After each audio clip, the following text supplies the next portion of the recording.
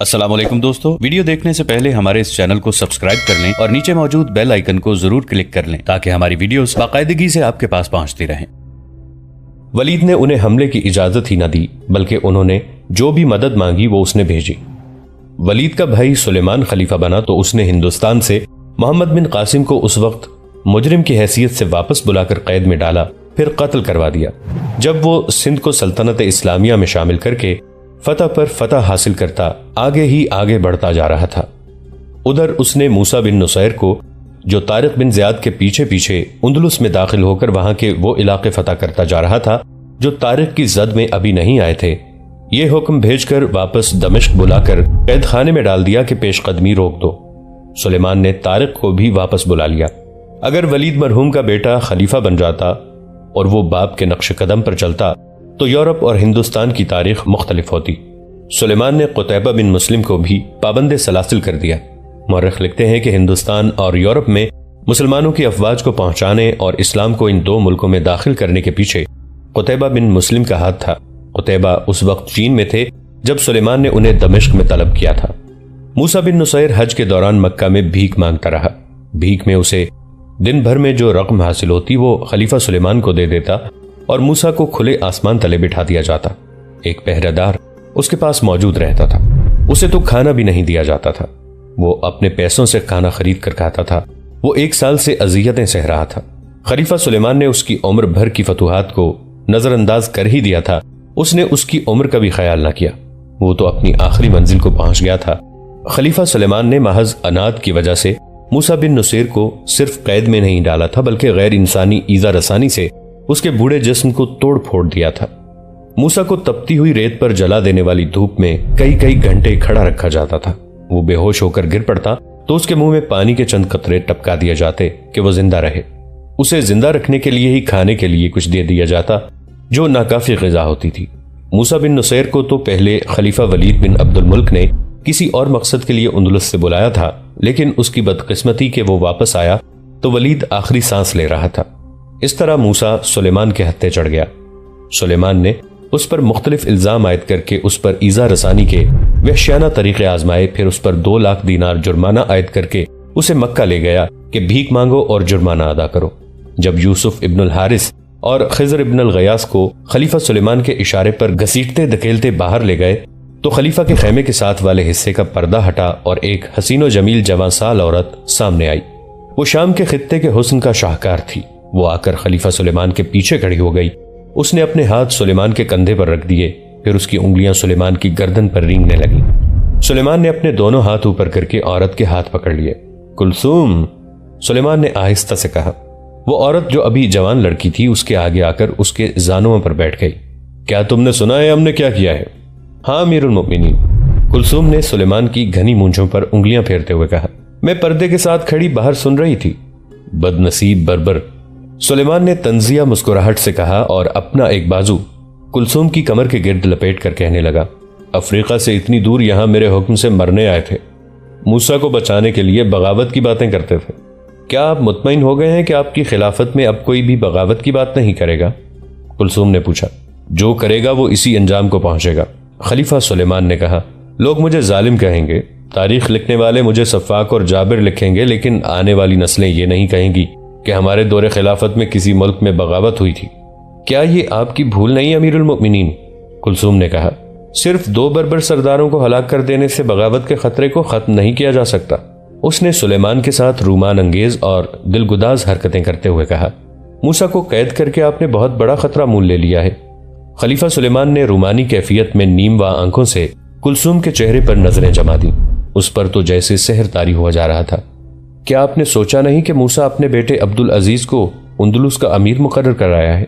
कुलसूम ने कहा, अब्दुल अजीज को पता चल चुका होगा कि उसके बाप को ईजा रसानी से आहिस्ता आहिस्ता मौत तक पहुंचाया जा रहा है। तारिक बिन ज़ियाद को आपने पाबंद कर रखा है कि दमिश्क से बाहर न जाए। अब्दुल अजीज और तारिक एक हैं। उंदुलुस में हमारी तमाम फौज मूसा, तारिक और अब्दुल अजीज को अजीम और काबिल तकरीम और ताजीम समझती है। क्या तुम ये कहना चाहती हो कि अब्दुल अजीज हमारे खिलाफ बगावत कर देगा? क्यों नहीं करेगा? कुलसूम ने कहा, वो अपने बाप की बेइज्जती का इंतकाम जरूर लेगा। वो तो खुद मुख्तारी का ऐलान भी कर सकता है। फौज उसके साथ है। आप शायद ये भूल गए हैं कि निस्फ से ज्यादा फौज बर्बर है। بربر بجا طور پر دعویٰ کر سکتے ہیں کہ اندلس کے فاتح وہی ہیں۔ آج آپ نے 2 بربر سرداروں کو سزا دی ہے۔ جو بربر حج کرنے کے لیے آئے ہیں وہ ان دونوں سرداروں کو ڈھونڈتے پھر رہے ہوں گے۔ کسی نہ کسی طرح انہیں پتہ چل جائے گا کہ آپ نے ان دونوں کو کہاں پہنچا دیا ہے۔ ٹھہرو، سلیمان بن عبد الملک نے کہا، میں نے عبدالعزیز بن موسیٰ کے متعلق تو سوچا ہی نہیں تھا، مجھے سوچنے دو۔ خلیفہ سلیمان بن عبد الملک کی سوچوں پر رونت اور ذاتی اقتدار کا نشہ طاری تھا۔ اس نشے میں کلثوم کے حسن و جمال اور ناز و ادا نے اضافہ کر دیا تھا۔ مسند خلافت پر بیٹھنے سے چند مہینے پہلے کلثوم اس کے حرم میں آئی تھی۔ یہ اس کے ایک دوست کا تحفہ تھا۔ کلثوم تو جیسے مردوں پر سحر طاری کرنے اور انہیں اپنے اشاروں پر نچانے کی تربیت یافتہ تھی۔ وہ آتے ہی سلیمان پر چھا گئی اور حرم کی ہر عورت کو اس نے اپنی لونڈی بنا لیا تھا۔ کلثوم کے حسن و ادا میں سحر تھا یا نہیں، وہ سحرکاری کی تربیت یافتہ تھی یا نہیں، اصل کمزوری سلیمان بن عبد الملک کی تھی۔ وہ عورت اور شراب کا رسیہ تھا۔ امت رسول صلی اللہ علیہ وآلہ وسلم کی بدقسمتی کہ وہ خلیفہ بن گیا۔ اپنے کردار کے مطابق اس نے خلافت کو شہنشاہیت کا رنگ دے دیا اور تاریخ کے روایتی بادشاہوں جیسے حکم جاری کر دیے۔ تاریخ اور نفسیات گواہ ہے کہ جس مرد نے اعصاب پر عورت کو سوار کیا وہ خود ہی تباہ نہیں ہوا، بلکہ وہ اگر اپنے خاندان کا سربراہ ہے تو اس نے پورے خاندان کو تباہ کیا، اور اگر وہ کسی ملک کا سربراہ ہے تو اس نے پورے ملک کو تباہ کیا۔ تاریخ اس بارے میں خاموش ہے کہ کلثوم سلیمان کی بیوی تھی یا حرم کی داش تھا۔ البتہ تاریخ بے شمار واقعات سناتی ہے جو سلیمان کو مطلق العنان اور سفاک بادشاہ ثابت کرتے ہیں۔ اس کی خلافت دراصل خلافت میں لپٹی ہوئی بادشاہی تھی۔ وہ بظاہر فریضہ حج ادا کرنے گیا تھا، لیکن شاہانہ جاہ و جلال اپنے ساتھ لے گیا تھا۔ اس کے حرم کی منظور نظر کلثوم اور کلثوم کی نوکرانیاں بھی اس کے ساتھ تھیں۔ خلیفہ کا محافظ دستہ اور جاسوس بھی اس کے ساتھ تھے۔ اس نے اللہ کے گھر میں بھی جا کر اپنا دربار لگا لیا تھا۔ اس شام جب اس نے 2 بربر سرداروں کو سزا دی تھی، وہ رات کو اپنے محلاتی خیمے سے نکلا اور اس جگہ چلا گیا جہاں موسیٰ رات گزارنے کے لیے لیٹ جایا کرتا تھا۔ اس کے ساتھ 2 محافظ اور 2 مشل بردار تھے۔ موسیٰ لیٹا ہوا تھا۔ اٹھ، اس نے موسیٰ کے پہلو میں پاؤں سے ٹھوکر ماری۔ ضعیف العمر موسیٰ بن نصیر بڑی مشکل سے اٹھ کر بیٹھ گیا اور اوپر دیکھا۔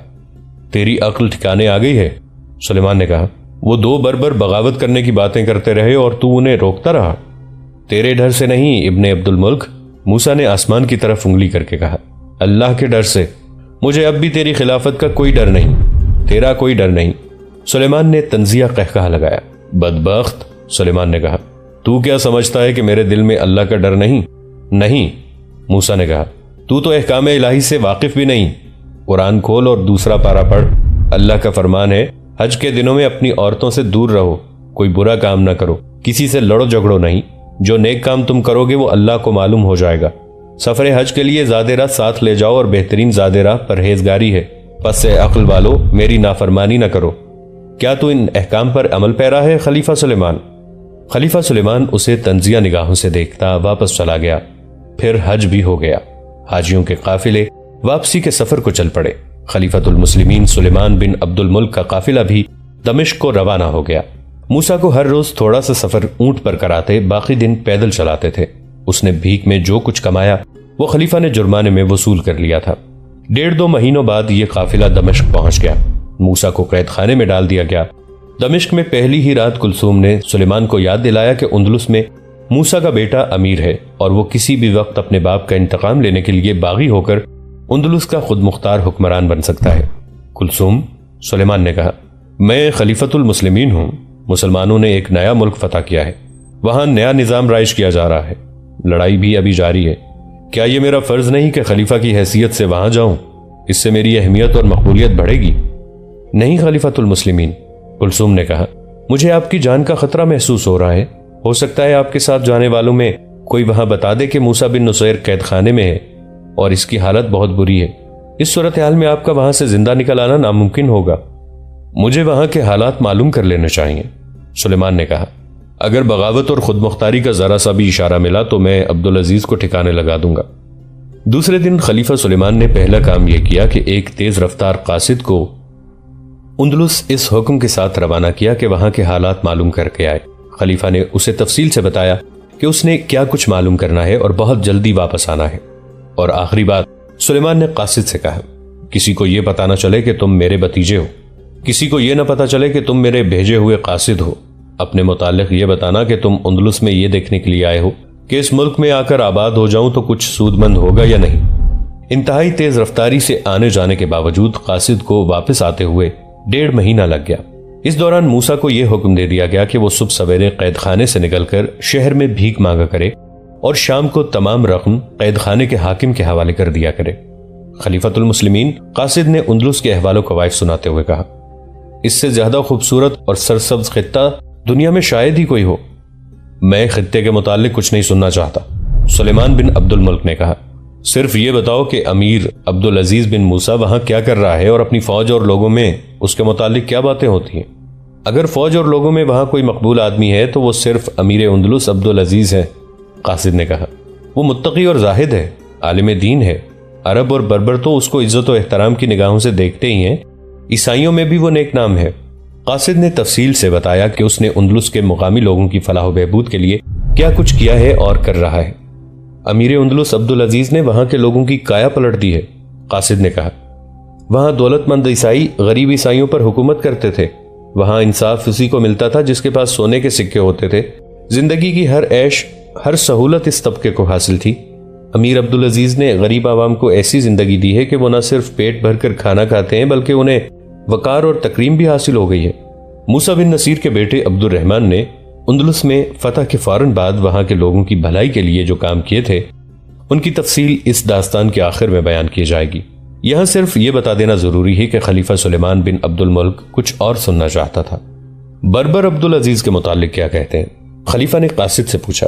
خلیفۃ المسلمین کو معلوم ہوگا کہ سالار طارق بن زیاد کے ساتھ جو فوج اندلس کے ساحل پر اتری تھی وہ سب بربر تھے، قاصد نے جواب دیا۔ بربروں کو جو مال غنیمت ملا وہ ان لوگوں نے کبھی خواب میں بھی نہیں دیکھا تھا۔ امیر عبدالعزیز نے بربر فوج کو بہت زیادہ تعظیم دی ہے۔ موسیٰ بن نصیر بڑے لمبے عرصے سے افریقہ کا امیر تھا۔ اس نے بربر قوم پر ایسی نوازشات کی ہیں کہ وہ موسیٰ کو اپنا مرشد مانتے ہیں۔ میں اس وجہ سے بربر امیر عبدالعزیز پر اپنی جان و مال قربان کرنے کے لیے تیار رہتے ہیں۔ کیا وہاں کوئی ہمارا بھی نام لیتا ہے؟ خلیفہ سلیمان نے پوچھا۔ اگر خلیفۃ المسلمین اس گستاخی کی اجازت دیں تو زبان کھولوں، قاصد نے کہا۔ اجازت ہے، خلیفہ کی بجائے کلثوم نے کہا جو خلیفہ کے ساتھ لگی بیٹھی تھی۔ بے خوف ہو کر بات کرو خلیفۃ المسلمین، قاصد نے کہا۔ میں بہت سی سراؤں میں گیا، مسلمانوں کے ساتھ، عیسائیوں کے ساتھ، بربر مسلمانوں کے ساتھ باتیں ہوئیں، کسی نے دمشق کی خلافت کا نام نہیں لیا۔ میں مسجدوں میں گیا جو وہاں نئی نئی بنی تھیں، وہاں بھی کسی نے خلیفہ کا نام نہیں لیا۔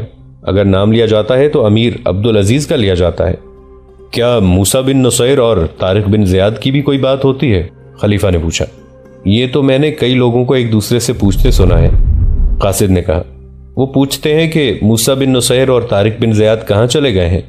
خلیفۃ المسلمین، جس کسی کو پتہ چلا کہ میں دمشق سے آیا ہوں اس نے یہ ضرور پوچھا کہ موسیٰ اور طارق کیا دمشق میں ہیں، پھر یہ پوچھا کہ وہ کب واپس آئیں گے۔ میں نے وہاں یہ دیکھا ہے کہ اندلس کا خلافت کے ساتھ کوئی تعلق ہی نہیں۔ آپ کو وہاں جانا چاہیے خلیفۃ المسلمین۔ ہاں، خلیفہ سلمان نے کہا، ہمیں وہاں جانا چاہیے۔ اگر ہم نہ گئے تو ایک روز خطبے سے بھی ہمارا نام نکل جائے گا۔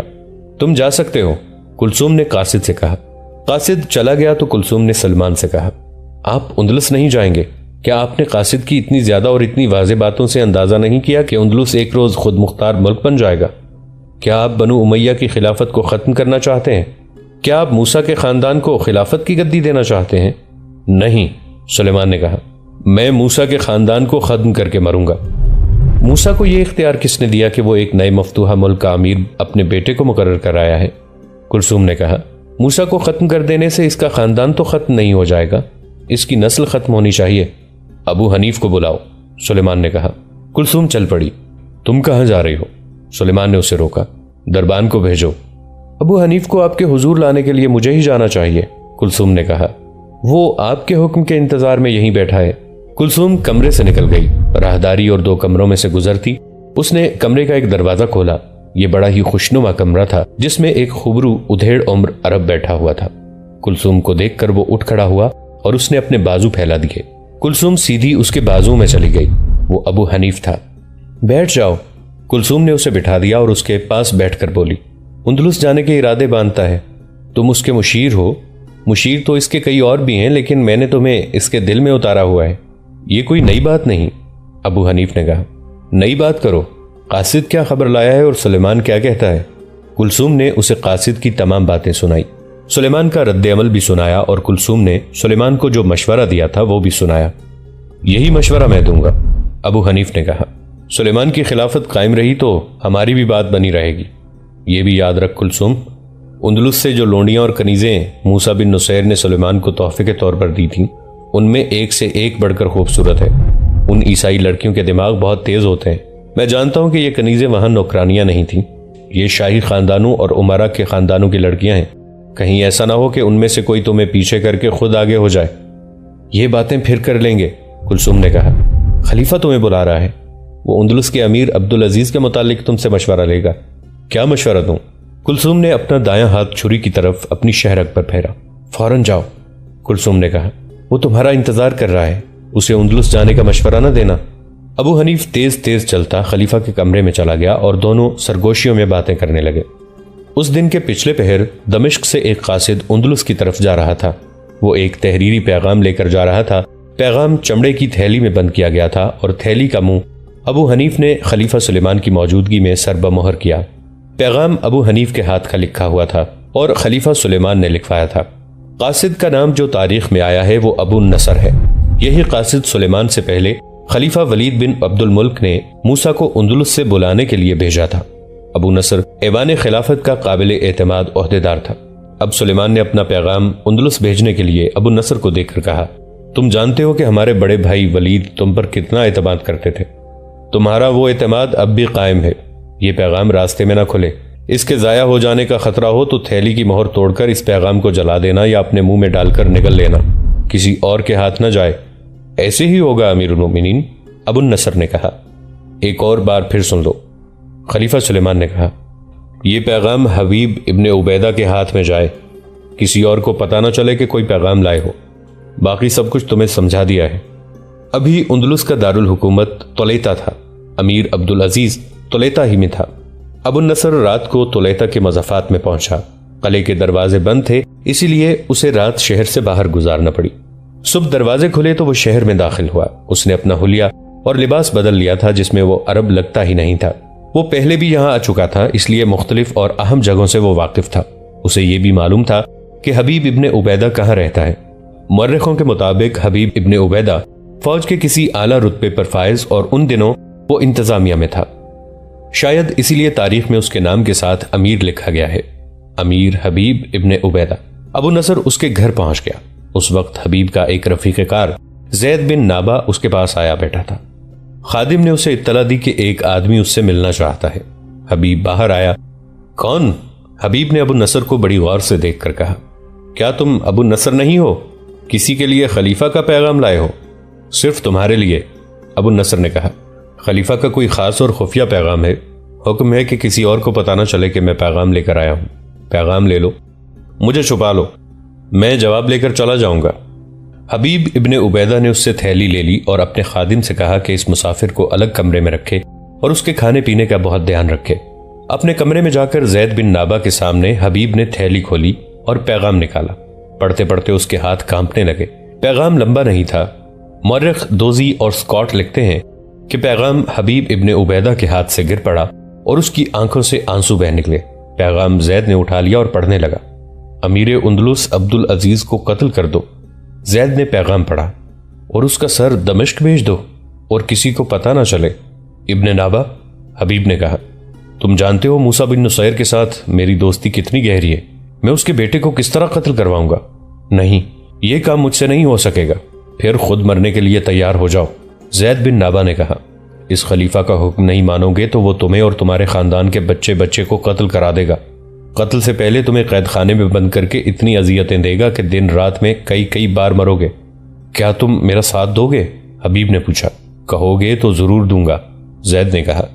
ابن عبیدہ، تمہیں خلیفہ کا یہ حکم ماننا ہی پڑے گا۔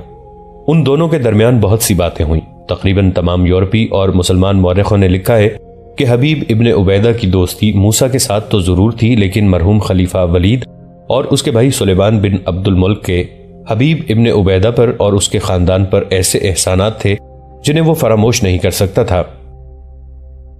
دوستو، آج کے لیے اتنا ہی۔ اسی کہانی کی اگلی قسط کے ساتھ بہت جلد حاضر ہوں گے۔ नीचे कमेंट सेक्शन में अपनी राय का इजहार जरूर कीजिएगा। हमारे इस चैनल को सब्सक्राइब करके नीचे मौजूद बेल आइकन को भी जरूर क्लिक कीजिएगा। अगली मुलाकात तक के लिए हमारा और आपका अल्लाह निगहबान।